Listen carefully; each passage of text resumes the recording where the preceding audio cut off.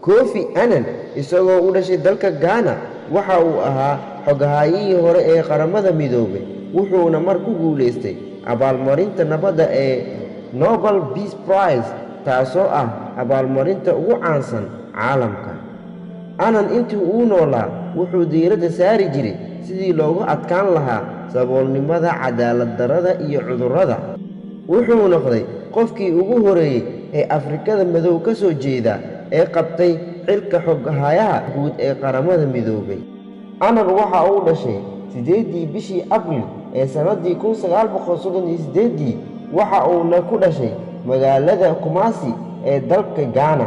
Waxa uuna geeriyooday 18 bishii Agoosto sanadii 2018 waxa uuna ku geeriyooday magaalada Bern ee dalka Switzerland.